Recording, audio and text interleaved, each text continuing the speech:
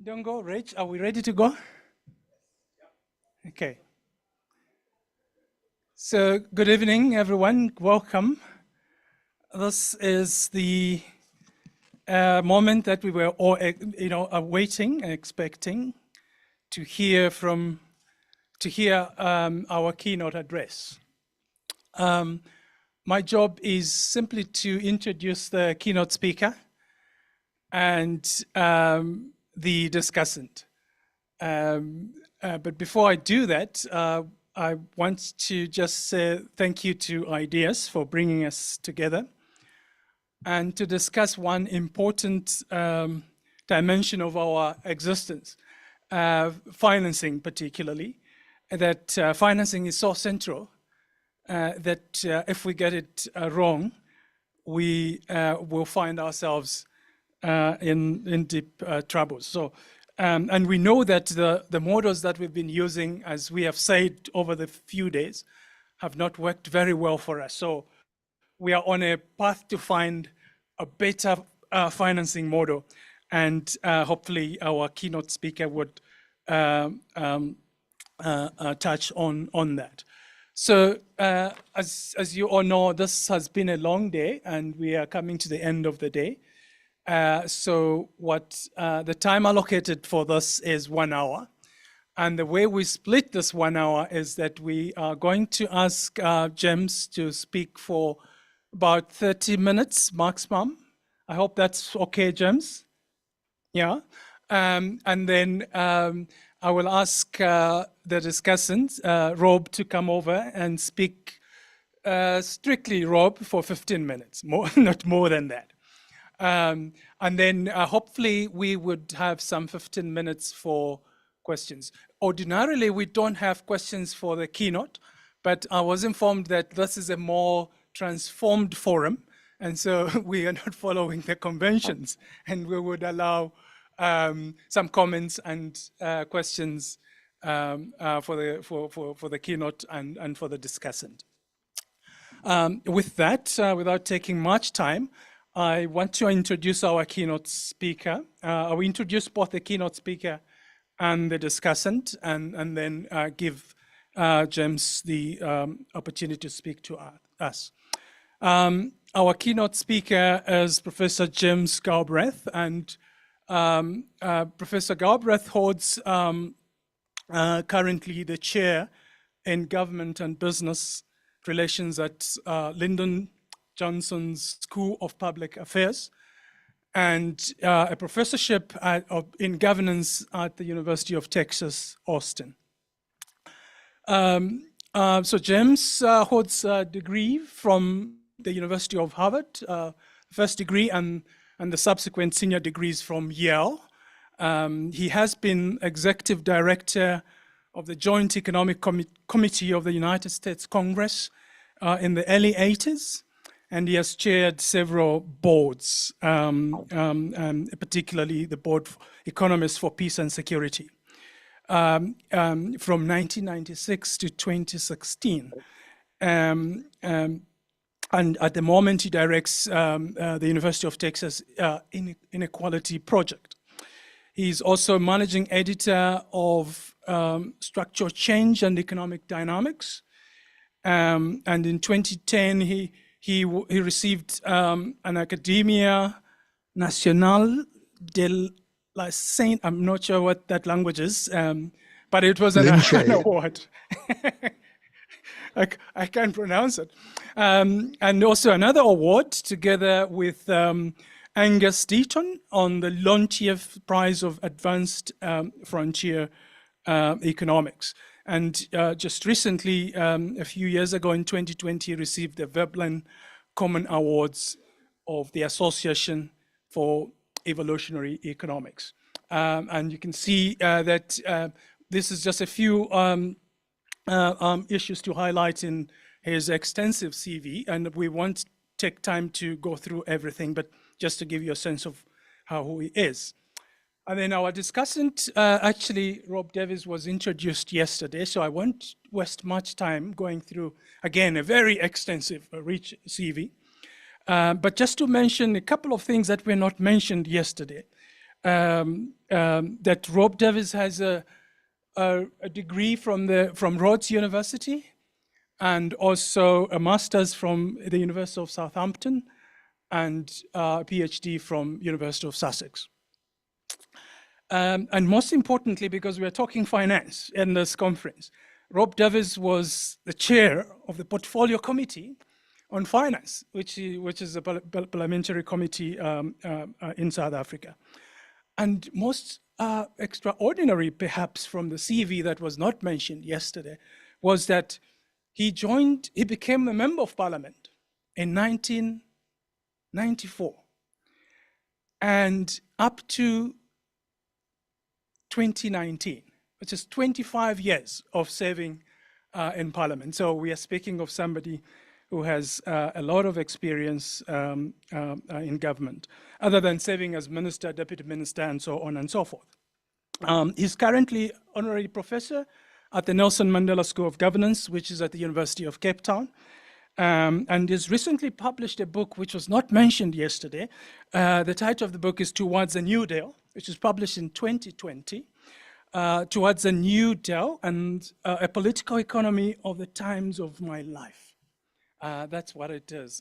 God. So Dave, Rob, we are looking forward to hearing you and your insights and comments on James's presentation.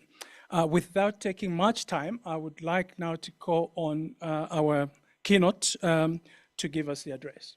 James, if you're ready. Thank you. Thank you very much, and it's good to be with you, albeit at this extreme distance. So good evening, and à mes collègues francophones, puisque je vois qu'il y en a, bonsoir. It is an honor for me to say a few words to keynote this conference on development economics, all the more so as I hardly share the experience, engagement, and expertise of my audience this afternoon. I can perhaps, however, speak from several perspectives that we may share related to the history of our discipline, to the problem of inequality, to the foundations of economics, and to the state of the world. I teach my students that although it is rooted in classical political economy, and specifically in the strain represented by Alexander Hamilton, Friedrich List, Henry Carey, Erasmus Pershing Smith, the field that we know as development economics is historically specific, post-colonial, but also neo-colonial. It emerged as a subfield in the specific circumstances of the so-called post-war era, decolonization, and the Cold War. A competitor to revolutionary communism, then emergent in China and Cuba, and well established in the USSR. It is not coincidental that one epicenter of the field, perhaps the main epicenter of it, in the 1950s was in Cambridge, Massachusetts, home to Simon Kuznets, Walt Rostow, Paul Rosenstein-Rodin, Albert Hirschman, and also to my father, who was not specifically a development economist and was not at that stage tied into the state apparatus of state doctrine, but had a massive influence over the entire profession. The element of cynicism in this enterprise cannot be denied, nor its complementary and competitive dark side, all too familiar in Africa, Latin America, Indochina, Indonesia, and the Middle East, and anywhere else that I may have omitted. Nevertheless, the appeal of the Western, and specifically American, development model of that era also cannot be denied. Democracy, the New Deal, the affluent society, the welfare state. It is perhaps not entirely accidental, although highly ironic, that the most Rostovian The most Galbraithian country in the world today, arguably, is China, where I had the privilege of serving for 4 years, actually, as the chief technical advisor to the State Planning Commission for macroeconomic reform in the 1990s. Nor, I might add, that the country where my father's influence is probably most intensely studied and celebrated these days is the Russian Federation. The liberals of the Cold War era, the American liberals of the Cold War era, did understand that to compete with the USSR, you had to offer or appear to offer something actually attractive, or apparently attractive. Recently, independent countries were all too familiar with laissez-faire. It had been the policy under which they had been forced to live during the entire colonial period. As I remember Thomas Balog pointing out in a scathing attack on Thatcherism in the early 1980s. This model of development, rooted in physical infrastructure and aiming toward what Rostow called high mass consumption, under state guidance, but with a strong business orientation, that is to say, in a capitalist, essentially capitalist system, has, of course, suffered a long decline. One line of critique emerged from the anthropological and ecological left. It emphasized the destruction of natural environments and previous social systems, the violations of human rights, and more recently, the resource limits and climate consequences of economic development. This line is not unimportant, but it was and is, I would suggest, perhaps regrettably, relatively inconsequential. Its influence was not, generally speaking, decisive. The much bigger blow fell from the other direction with the collapse of the USSR and reputation from 1968 with the invasion of Czechoslovakia, and in fact from 1989 to 1992 with the collapse of the country itself. And thus the compulsion to compete effectively disappeared. This opened the way to the revival of free market doctrines, liberalization, privatization, deregulation, globalization, the Thatcher-Reagan revolutions, monetarism, supply-side economics, rational expectations, real business cycles, dynamic, stochastic general equilibrium, computable general equilibrium. Have I left anything out? Oh, yes, balanced budgets and independent central banks, free trade and open capital markets. To call this development or a development in development economics is, of course, a misnomer. It was instead a reabsorption of developmentalism into mainstream pre-Keynesian and anti-Marxian orthodoxies, inflicted politically by the strong on the weak, sometimes militarily, as in Chile in 1973, sometimes financially, as in Mexico in 1982, just to name two of a plethora of examples. But with all major policies reduced to a catechism of formulae, such as I've just listed, what was a development economist to do? And the answer, of course, was to subsume the field into applied microeconomics. Assume not a can opener, as in the old joke about economists, but an entire competitive market economy replete with rational making consumers short perhaps on leading technology, innovation, human capital, skills, all of that. Then policy becomes a question of interventions, mosquito netting, microfinance, extra school teachers, internet connections, whose efficacy may be tested with examinations, surveys, and randomized controlled trials, patterned more or less exactly on the pharmaceutical approach to modern medicine, whose ultimate drift is toward universal adoption of antidepressants and painkillers, with very little or in fact no thought to the social conditions that make them necessary. In this way, regional development specialists who were deeply familiar with local conditions and susceptible to radical political beliefs were superseded by technicians, headquartered once again, and perhaps not coincidentally, at the Massachusetts Institute of Technology in Cambridge, Massachusetts. Let me therefore state the obvious fact that the politics of neoliberal austerity and the associated development economics are a byproduct of the dominant, highly authoritarian mainstream academic doctrines. Well, perhaps not entirely and not everywhere. Let me state my hope that this organization represents a contrary, independent, resistant, and open-minded alternative, still capable of framing the development project in its larger political, social, and natural context.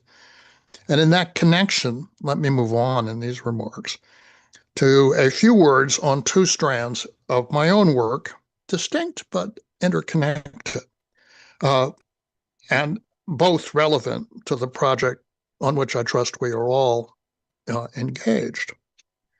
The first of these strands relates to economic inequality, seen not so much as an abstract matter of social justice, although it certainly is that in many people's eyes, but as an analytical tool for understanding power relationships, the consequences of policy, and for assessing economic performance.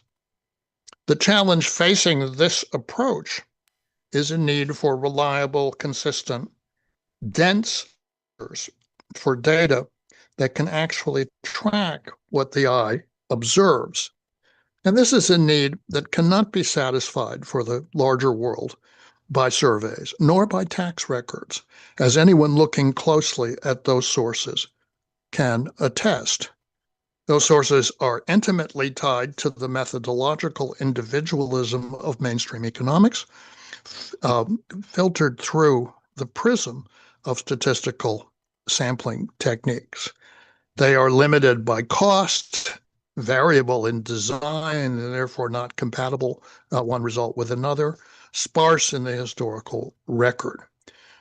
Our approach, the one that I have developed and championed over the years, uses administrative records, which are widely available and easily accessed and easy to convert into measures of inequality, and then calibrating them to available surveys so that the measures can be easily understood by wider audiences. And this has overcome a good deal of the challenge associated with figuring out what exactly the patterns of the movement of inequality in the wider world economy have been over the last, say, 50 years.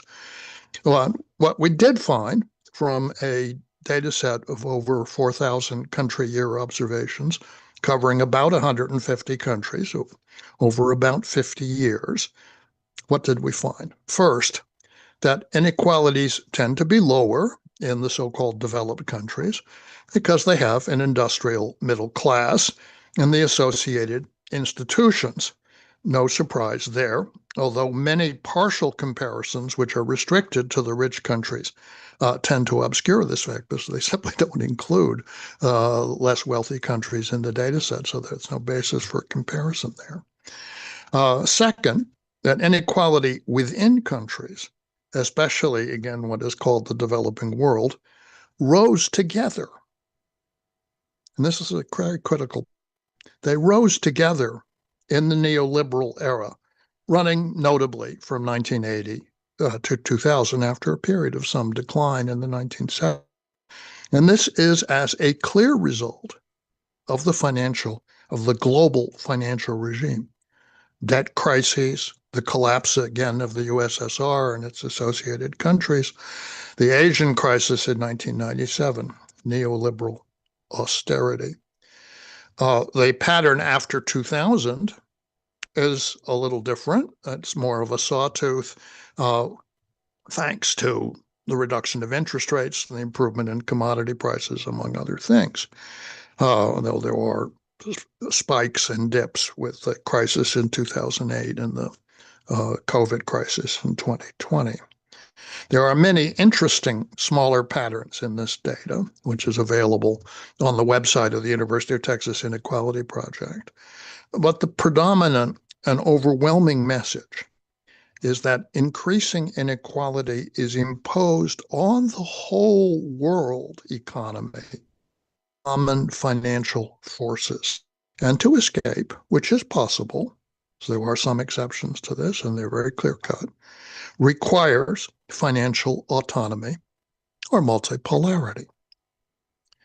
Before I move on, let me again stress that this conclusion is not something that emerges ex hypothesis. It's not something where we set up a theory and then set out to test it and say, well, the data is more or less consistent with it. That's not what happened.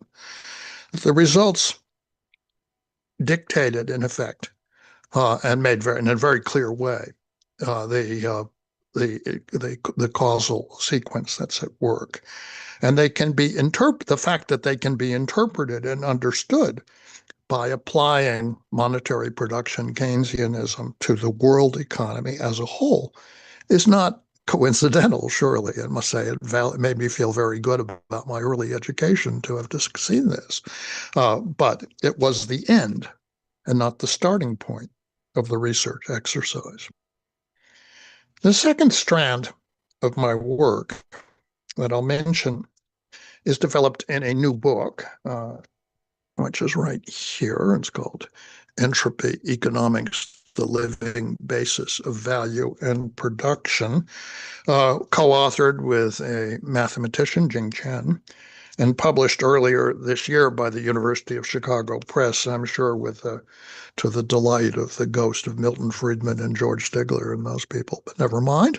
Our effort here is to revisit the very foundations of economics, development and otherwise, on two crucial points, value and production, and to develop those concepts in a way that is consistent with the most basic principles of living, mechanical, and social systems, and in particular with the most universal law of nature, which is the entropy law, and so to offer a path forward and away from the static neoclassical vision, which is itself rooted in the equilibrium mindset of the 18th century. And the doctrines of the physiocrats of the French court before the French Revolution, which brought that exercise to an abrupt end. And they got it from classical Chinese philosophy. So they have a long history, but a history that was rather rudely overturned by the scientific developments and the political developments and the industrial developments of the 19th century. Economics, by and large, mainstream economics simply never made the transition that every other natural science has made. And as a result, it's insulated and isolated from the intellectual progress that has happened for the last 150 years.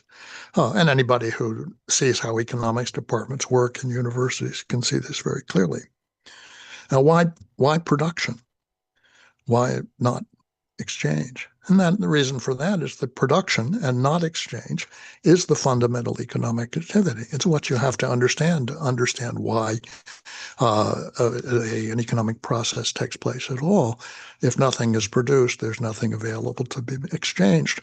And the neoclassical approach, which is to start with exchange and then just treat production as an artifact of exchange systems, is designed, in fact, to obscure this very basic fact that production is something that takes place in time.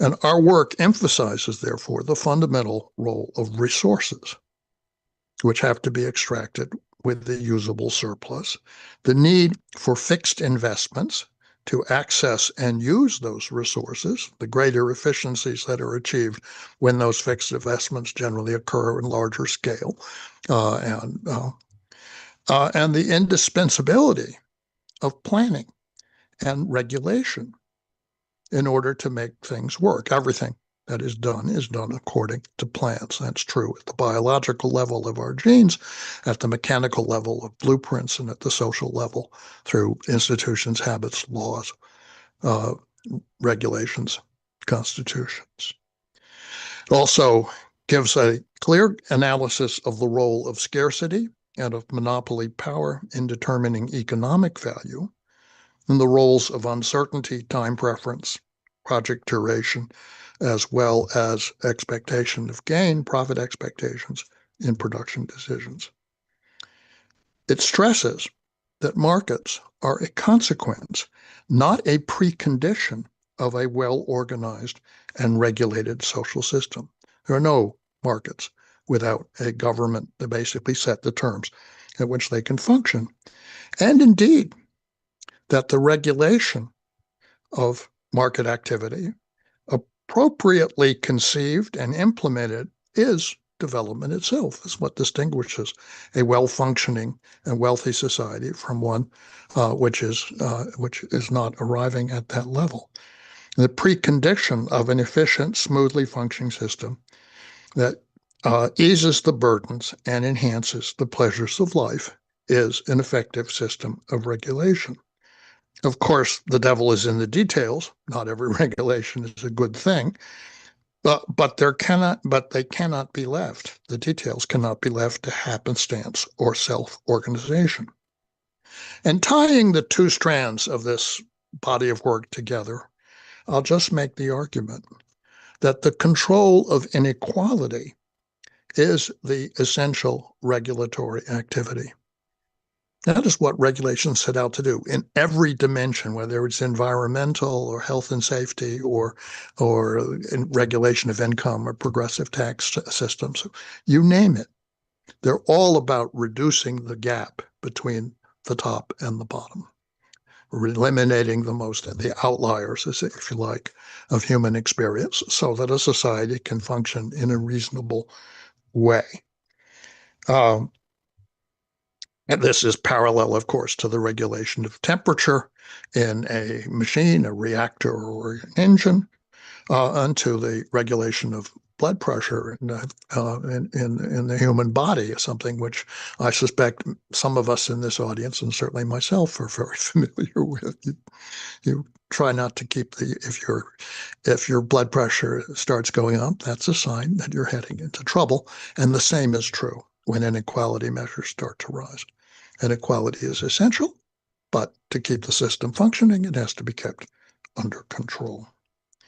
Now, Jayati Ghosh advised me when I asked her about this appearance to say something topical, and in particular about multipolarity, models of development, and specifically perhaps the BRICS. A central message emerges, I think, from the argument I've just given, and that is that evolution is divergent. Whether speaking of biology, society, or economy, circumstances differ. Every society has its own trajectory and traditions, its own history, its own circumstances.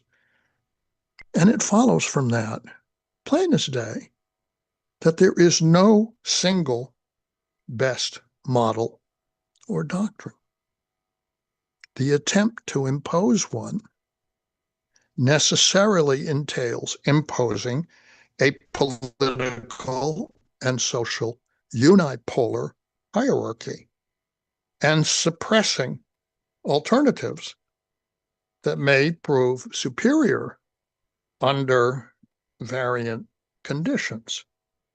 This is why I think China is such a mystery to Western economists.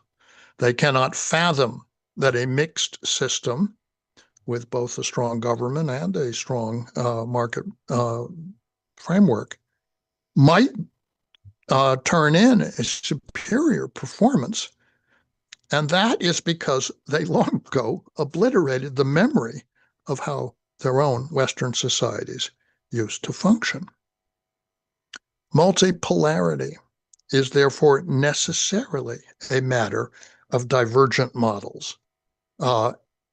and of coexistence rather than hegemony, of mutual learning rather than dictation from a single authority. And this is where the BRICS come in, and I think this makes them into an extremely interesting phenomenon, and I think a phenomenon that I don't believe really has existed in the same form, although there was bipolarity in the Cold War. The BRICS are a concatenation of diversity. Brazil has a robust heterodox tradition. And I would be remiss not to mention another brand new book, which is this one, New Development Economy by Brazilian Finance Minister Luis Carlos Bresser Pereira, just appeared, which gives a very interesting and I think original account of the issues facing Latin America and other developing countries. I would particularly note, as I was reading this the other day, Bresser's comments on Dutch disease, called the natural resource curse in mainstream economics. Dutch disease is a phenomenon which can be handled by policy, in particular by import tariffs, which is how the import substituting regimes did it over many years. The natural resource curse focuses on corruption and so forth, and creates essentially a blame the country or blame the victim view that is easily delivered from the high positions of mainstream academic economics. Russia has reemerged on the world stage after, of course, the collapse of state socialism, but having passed through an extreme neoliberalism.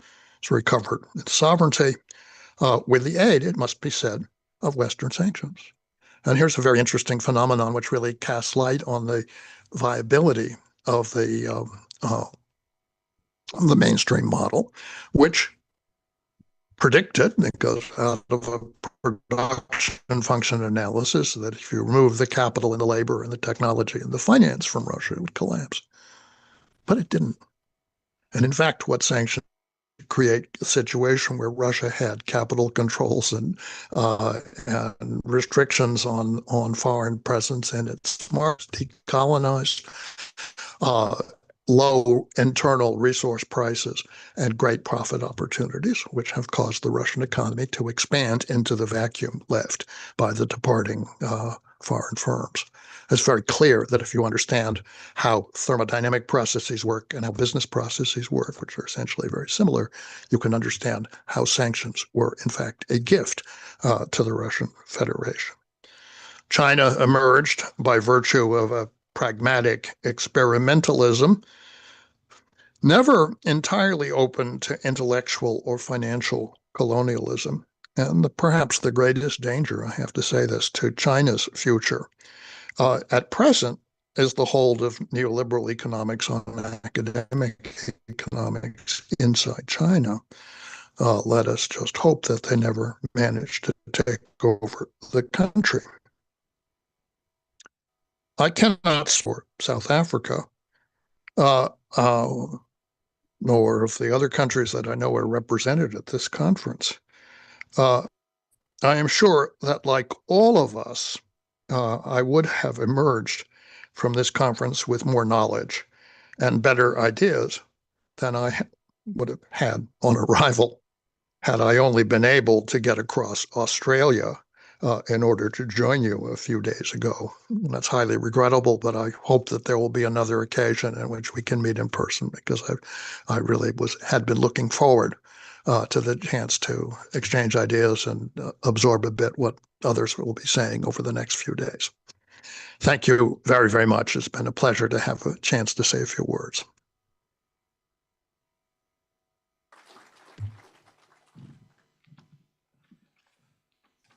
Thank you very much, James, for those insights, and particularly for reminding us that economic policies should have consequences, but also that inequality is imposed through the financial global system.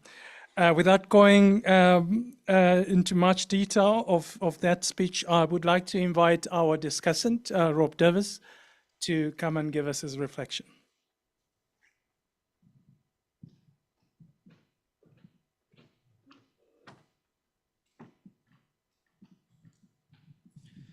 Thanks very much, Chairperson, and let me express my own appreciation for that input from Professor Galbraith. I'm sorry that he didn't manage to surmount the logistical challenges that he mentioned, because if he had, he could observe up close and personal some of the private affluence and public squalor that we have in South Africa at the moment. But I wanted to start kind of where he did and just say that I think his sketching out of the intellectual journey has a lot of resonances with myself. I recall studying economics as a student back in the 1960s and going through the book by Walt Rostow entitled The Stages of Economic Growth, and then the subtitle was A Non-Communist Manifesto.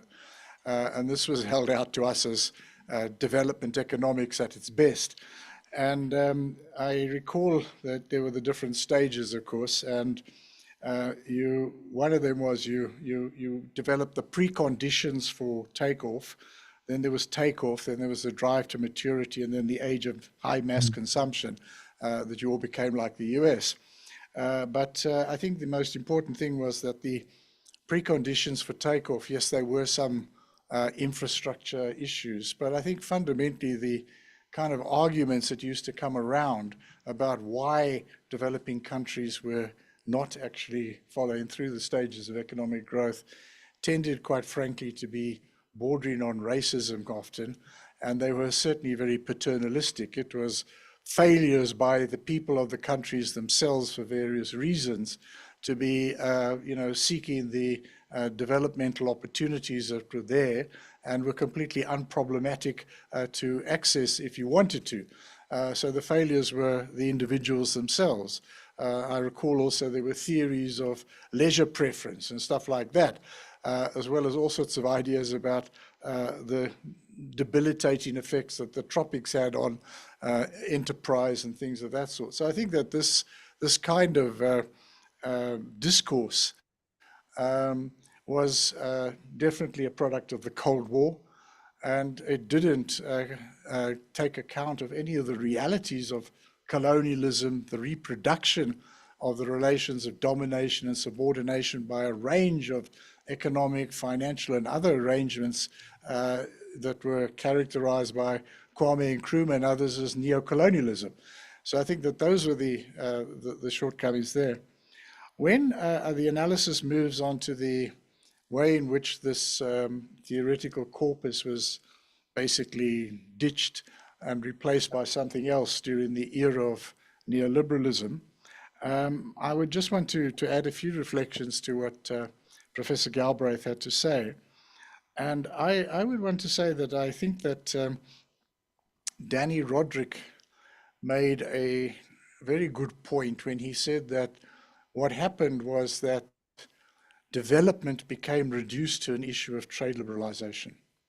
That all of the, I think one can add, respecting all the financial ratios and all the macroeconomic ratios, but then essentially it was trade liberalization.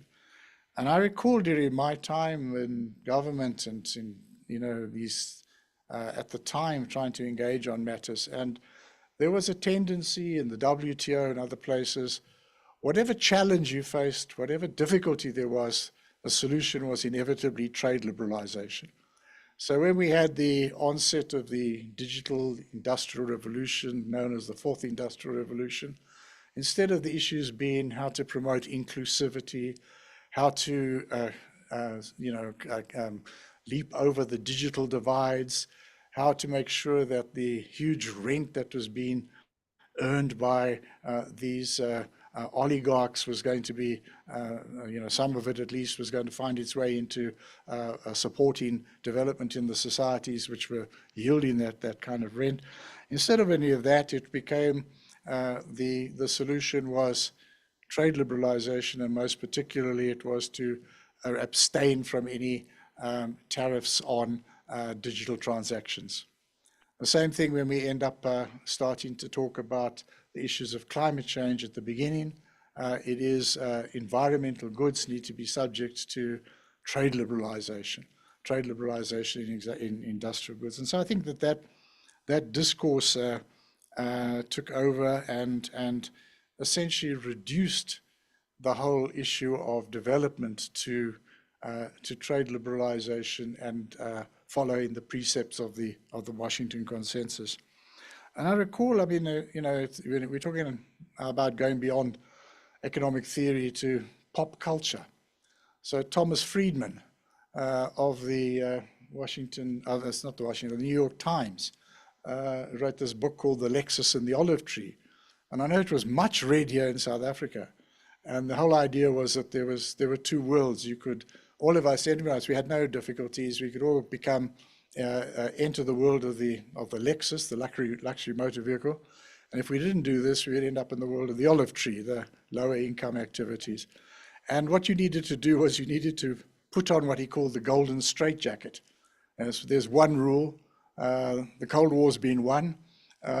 You must just follow the rules. You must reduce the role of the state in your economy, increase the role of the private sector. The straitjacket's pretty much one size fits all. It's a bit uncomfortable, but you will have to put it on. And when you put it on, the electronic herds are going to suddenly come into your country and they're going to rescue you by lifting you up out of poverty. And of course, that is the kind of thinking that I think misled many of us into thinking that this was some kind of a royal road. So I think that the submergence of any kind of development economics to this kind of thinking is something that happened at that time. Now, I wanted then to move, and I think that his point, the point that's been made and the work that's been done on inequality is admirable and I think unassailable in its key point. It is the financial architecture that is the way in which inequality is channeled and maintained. And I think, though, that if I were to add to that, I think what we need to go and we need to understand, I think, a bit more the dynamics of not just financial sector, but financialization. We in South Africa, we are in a society where in 1994, financial services contributed about 6% of the GDP of this country. Now it's getting close to 25%. The biggest companies, the richest people are all involved in wealth management. That does include the banks, but it also includes a number of other wealth management companies. That's the reality we find ourselves in. And I think that this financialization is also a process whereby it's not just that financial services grow, but financial services prey on other capital. I think that's the essence of it. Instead of providing services and resources that support the development of manufacturing and other sectors, they actually, through a series of complicated financial products and services, they force these companies, they force individuals to engage in more and more financial transactions, the effect of which is to transfer value and surplus value into the financialized sector. And so I think that's the way it works domestically. So I gave the figures for financialization. That's only one very, very small metric of it. The bigger metrics, there have been studies that have been done that show that an increasing number of non-financial companies are obliged to actually engage in financial transactions, stock exchange, trading, and stuff like that as an increasing part of their profit, even if they're not in the financial sector. And individuals are forced to become involved in many, many more things for many social services. So I think this process is very profound, very entrenched at the moment. And I don't think it's an accident that in South Africa, inequality is measured as at among the highest in the world. I think the point is well made that there are high levels of equality in the developed world. And why we have higher inequality in sort of semi-peripheral countries like ours? Well, you have a sector in which there's huge wealth concentrated, largely at the moment in financial services, and then many people who are not part of this, and so massive levels of inequality are what we're facing. Now, on the entropy issue, which I must admit I had to look up that word, and I understand it relating to many aspects of life and existence, and the phrases that I think sort of sum it up are uncertainty, randomness, disorder, as realities of economic life as well, that can only be dealt with by some form of regulation. And that the essence of neoclassical theory is that it doesn't cope with any of this reality. And I can remember an anecdote that really summed this up to me. I was at the World Economic Forum for my sins in Davos one year, shortly after the global financial crisis.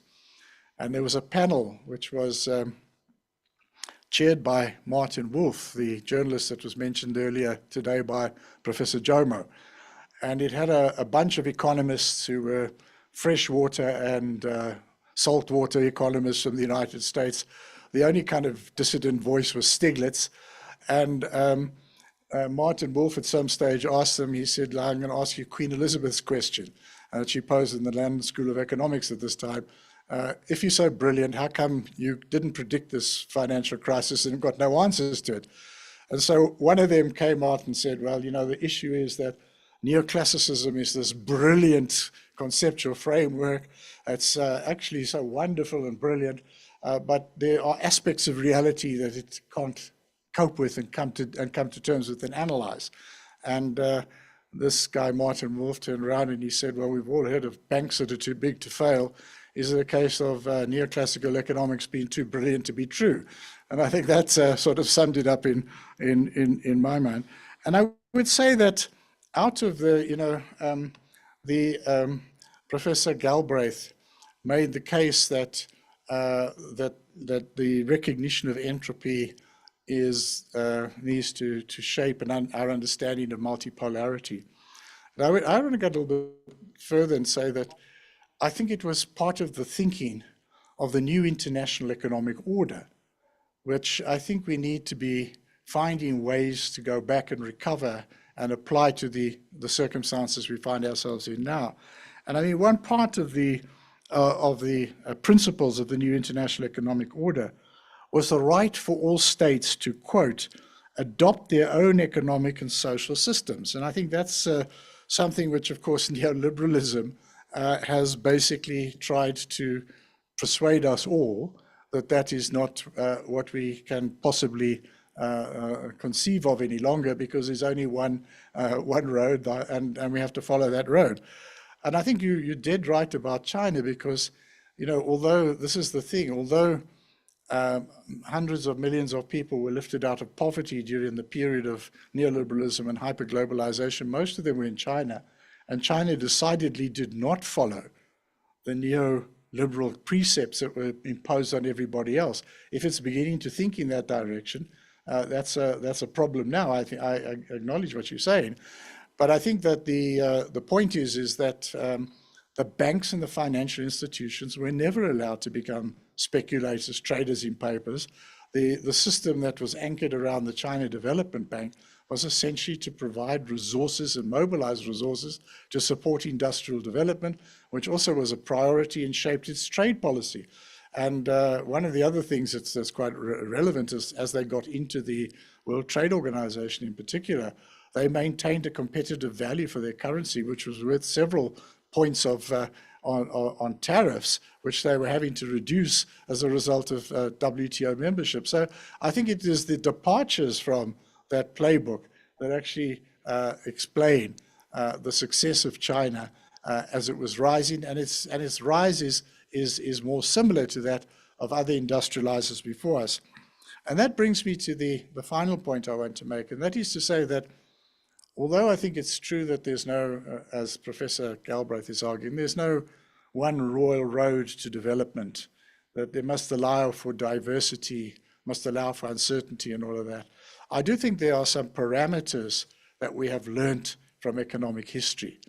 And I think those are that all countries that have passed from poor to rich or underdeveloped to developed, and we're talking underdeveloped, not undeveloped, all of them have passed through a stage where they have moved from the production and trade of low value added products into higher value added products. In a word, they've industrialized and moved up the value chain. I mean, this is the lesson of economic history that we get from the research of people like Ha-Joon Chang and Eric Reinhardt and others. And I think the other point is that, and this probably comes to the point where regulation is critical, none of them has done it without active industrial policies. And those active industrial policies have been very, very different from the free trade models. In fact, what happened was that at the early stages of industrialization, you certainly do not want free trade. You want to defend your emerging infant industries against competition from imports. You take advantage of whatever openings there may be for you to supply exports around the world. And you have a policy which is shaped by your industrial development. When you get bigger, stronger, and more competitive, then you shift. And I think this is what we're beginning to see with China now, to some degree. You become in favor of free trade. Why? Because your goods are much more competitive than anybody else, and if everyone's opening their market, you benefit. And I remember in one of these books hearing about Britain in the 19th century, which was the most industrialized country, most strongest economy, and people from Britain were going to the US Congress and trying to preach free trade to people in the US Congress. And one of them turned around and said, well, thank you very much. We'll do as Britain did, not as Britain says. And I think that's a sort of lesson that we need to learn. And so those are the remarks I'd want to make. And just to say, once again, I think thank you very much for a very interesting set of ideas from Professor Galbraith. I don't know if you've ever been to South Africa before, but I do hope you find your way here one of these days. Thank you very much.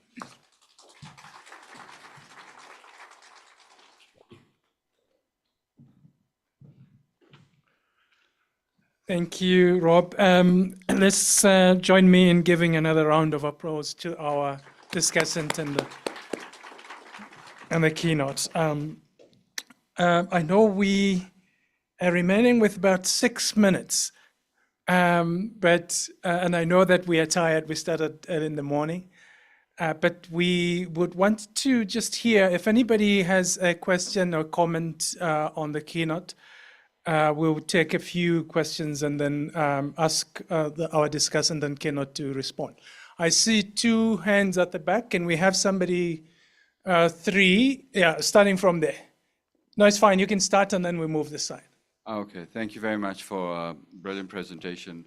A question regarding your focus on inequality and your strand. Should we not really be pushing the idea of social cost? You know, Sebastian Berger, or whether it's Veblen or even Marx, you know, where they're talking about the decimation of, the beaver populations and now environmental destruction, because social cost is really not taken into account. I mean, they assume it as externalities, and with climate change, you really need to theorize social cost once again.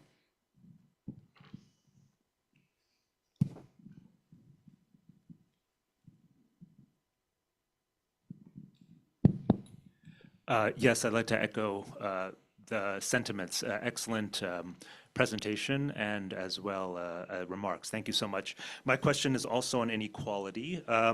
So, Professor Galbraith, you mentioned administrative data. Could you elaborate? Administrative records, excuse me.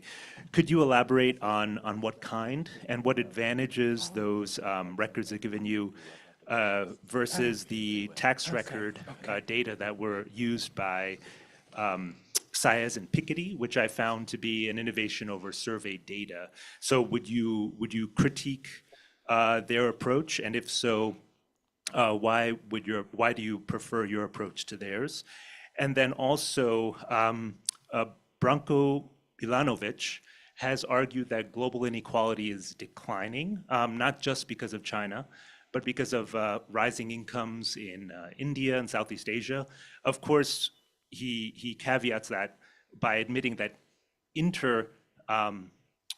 inter-country inequality is rising, but overall, since the Industrial Revolution, we're seeing a drop in global inequality. What would you say to his argument that I think he made recently in Foreign Affairs magazine? Thank you so much. Is it working? Okay. Thank you very much. My question is because you mentioned that exchange is not the main economic process, but production, right?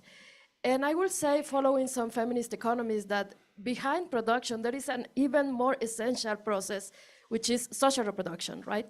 Which includes like biological reproduction, but also the everyday making of life and life sustaining. So how do you integrate social reproduction in these reflections?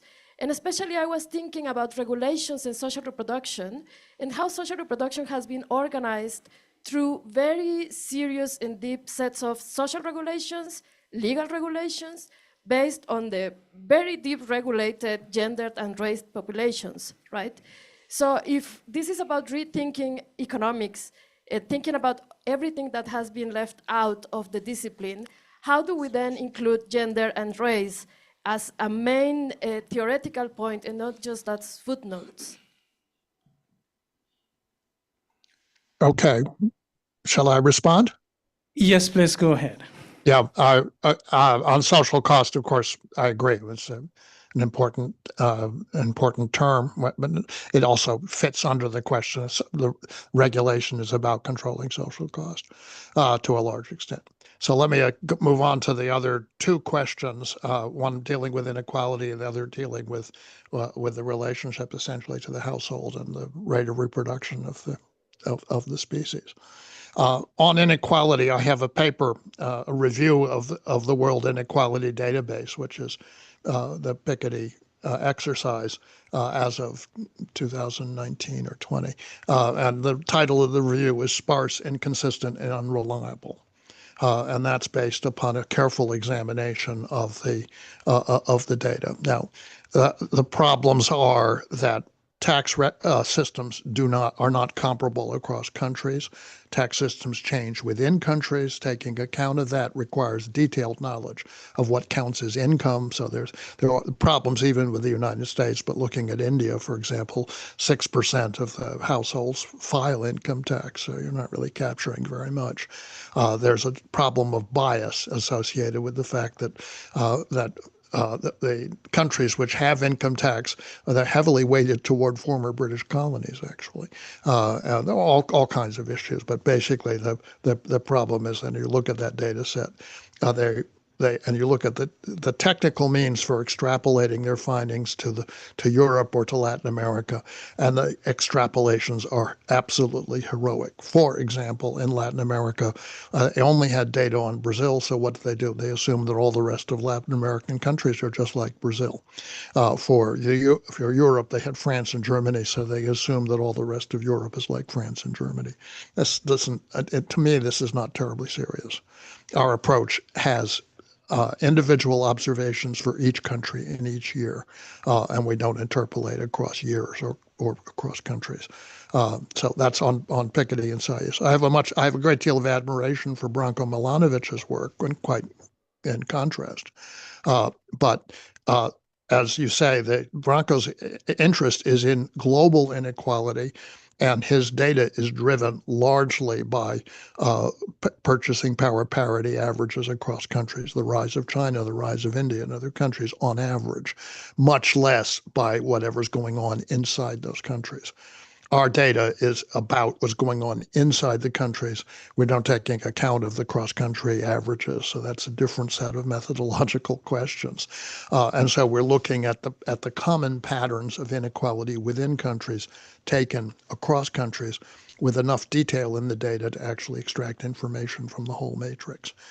And that's a huge difference. That gives us a very clear picture of the effect of the neoliberal turn in 1980, the collapse of the Soviet system in 1989, 1992, and the rise of inequality in those countries thereafter, and the Asian crisis of 1997, and then a peak in 2000, actually, and then some changes then afterwards because the economic conditions for developing countries improved in the first half of the 2000s. So we actually can track this out in great detail. What are the data sources? It's administrative data. So this is, generally speaking, it's either employment and earnings data from industrial data sets or population and income data from geographic data sets. Industrial data sets don't cover the whole economy, but what we've shown is that they track the inequality inside those sectors is very closely related to general inequality as tracked by those surveys, which we can generally speak consider to be reliable. But what we did was to fill in the data essentially for a wide range of countries in a way which gives you many more observations and therefore an ability to look at the patterns that exist across countries, across regions through time in a large number of circumstances. You can look at the data set and you can see how this plays. Much more signal, much less noise. Okay, third question had to do with an extremely important question, which is how do these issues play out at the level of the family, of the household, or the level of human existence? And the answer is, in our view, that these are essentially the same phenomena. It's just a question of scale. And what has happened in the wealthy, why is it that the wealthy countries have this enormous decline in individual fertility rates? If they're wealthy, why aren't they having lots of kids? And the answer to that is austerity and precarity. It's extremely expensive to have children in wealthy countries because you have to educate them, you have to care for them, you have to feed them, you have to entertain them. And when they go off to do something, they're no longer going to be supporting their parents. So the numbers, the stress on households with austerity policy is such that that families decide, and particularly women decide, to have fewer children because that's the economic condition that they face, and that's the way they can economize on the fixed costs that would otherwise submerge them economically. And so you see this happening across all the wealthy countries, and particularly in the neoliberal era, and you see it intensifying with each economic crisis. The first one was in the 1970s. It intensified again after the crisis in 2009. It's very clear in the data. So I have another paper on that one, and the title is Will Austerity and Precarity Finish Off the Human Race, human species? And that it was published by the Post-Neoliberal blog some months ago. So I think that you can make this analysis apply at the level of the family as well as at the level of the business and at the level of the state. It's just a question of understanding that the processes are essentially similar. I'll add one other thing, I think, just to respond to one thing, and Rob Davies' very wonderful comments on my remarks. I would just say that in the Cold War liberal period, the deficiencies that were attributed to developing countries were deficiencies of their state processes, deficiencies of management, public administration, technical capability. This was what Albert Hirschman was contesting Walt Rostow in the early 1950s and early 1960s. When you move to the neoliberal period, the deficiencies are the deficiencies of individual people. Failure to get educated, failure to acquire skills, failure to understand the market system, failure to this and that. And that's a different level of inefficiency. It completely abstracts, so far as I can tell, from the processes of the state. And it's a pernicious way of thinking about things because it really is. I mean, in both cases, Mr. Davies is right that this is blaming the victim. But in one case, it's blaming the victim's social structures. And in the other case, it's blaming the victims as individuals. And that's, to my mind, an even more deplorable way of characterizing the obstacles to development as being the problem of the developing system, and obscuring the fact that when you're looking at financial processes and you're looking at control over other critical resources, you're looking at the extractive power of the powerful over the weak. And in order to counter that power, you have to defend. I'll just add, if I can, one more thing, which is in 1995 in China, I had the opportunity to organize a conference on international economic and particularly monetary policy. And I sensed that things were moving in a certain direction that I didn't like. So I organized this conference for 3 days at a place called out of Beijing. And I needed a high-level intervener, so I called him up, my friend Robert Eisner. Many of you may have heard, may have known or known his work. What really wonderful man at Northwestern. Said, Bob, ever been to China? He said, no. I said, well, I can give you the United Nations per diem and a business class air ticket. He said, great. And I said, but there's a catch. And he said, what's the catch? And I said, you have to stop them from opening the capital account. And he said, okay. I will never know really what the causal factors are in the country's development, but I'm prepared to go to my grave claiming credit for that one. Anyway, thank you very, very much, and I really appreciate the exchange. Okay, great. Do we have any question, any comment? We can take the last one here.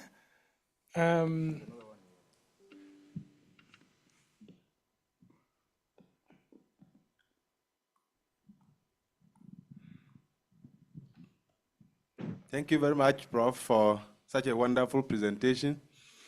My name is Fidelis from Ghana. As a young scholar, I would want to find out from you if you think that the Kuznets process or the Kuznets theory of inequality, that as countries grow, inequality will widen, and as they continue to grow, inequality will fall. Your study shows that inequality is actually low in the developed countries and not the same for developing countries. So would you say that your study confirms the Kuznets theory? Would you say that? Could I ask the moderator just to repeat the question, as I really couldn't, the sounds came through distorted. Yeah. Yeah, the question is that the Kuznets theory of inequality was showing that inequality declines as you go, as development progresses, the inverted Kuznets curve. And he's saying, does that differ from your findings of what inequality is? Thank you. Yeah.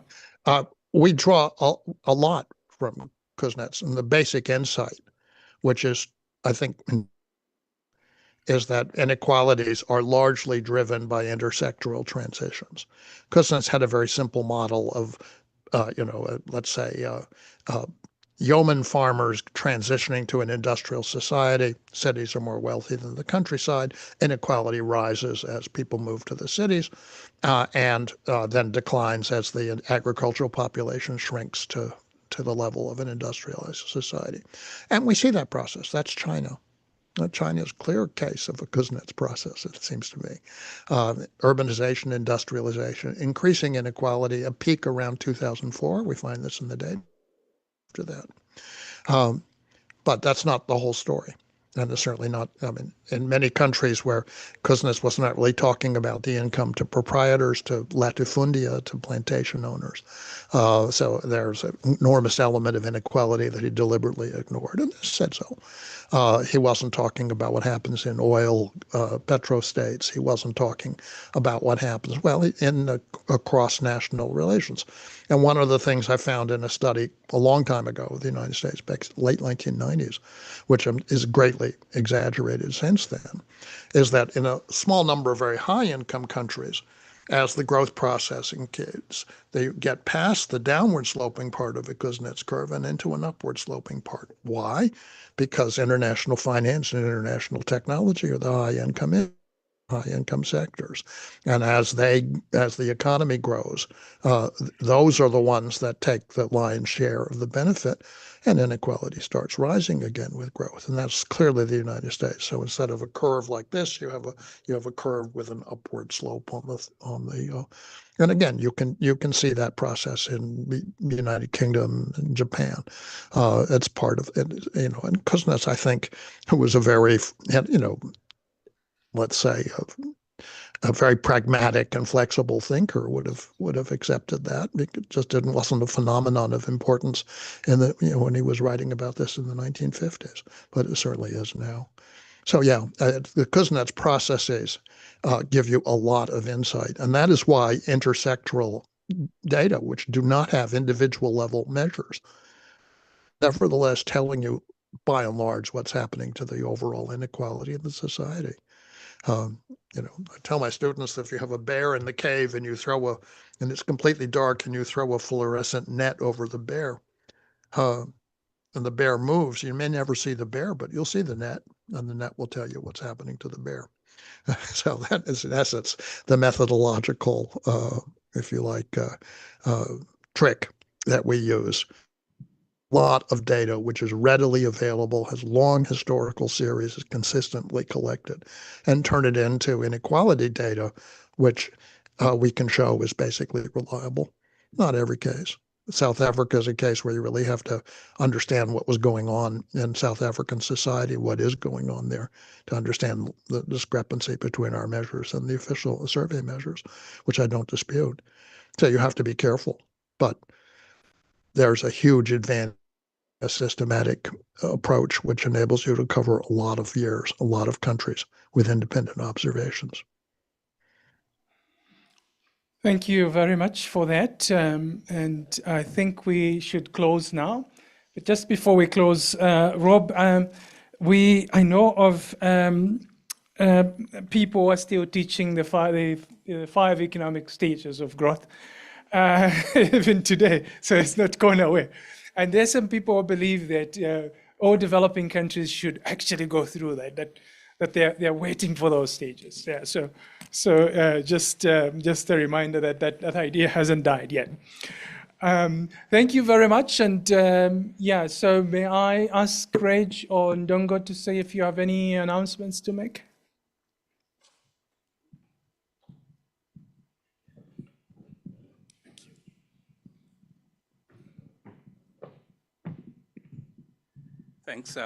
Thanks, Homan. No more announcements other thanking Professor Galbraith and Professor Rob for an interesting session. And we look forward to, at some point, Prof. Jami to descend here and have an engagement with young scholars in this country and on the continent. Thanks indeed for your presentation. And thanks, Rob, for your interventions. Ladies and gentlemen, thanks. This is the end of this particular session and indeed the program for today. And final words, this evening is free. I'm told restaurants here are pretty cheap. I don't know whether Jami would agree with that. So inequality isn't as bad, I suppose, isn't it? Yeah, my colleague Mayada was supposed to give us a sense of the restaurants that are around here within this compound. Are pretty many, I think about 4 or 5 or so. Yeah, about 3 or 4 or 5 or so. Tomorrow we start at 9 o'clock. And exactly 9 o'clock, the sessions are going to be pretty hectic. And I think let's get prepared just as we did today. Thanks very much for your presence. And please, a round of applause to ourselves. Thank you and good night. Jami, good night.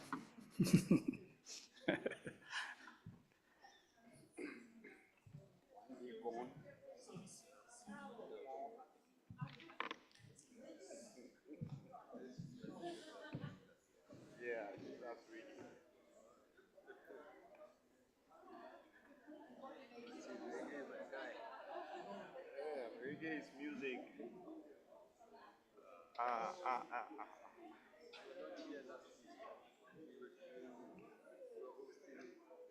Somebody's hand is up, but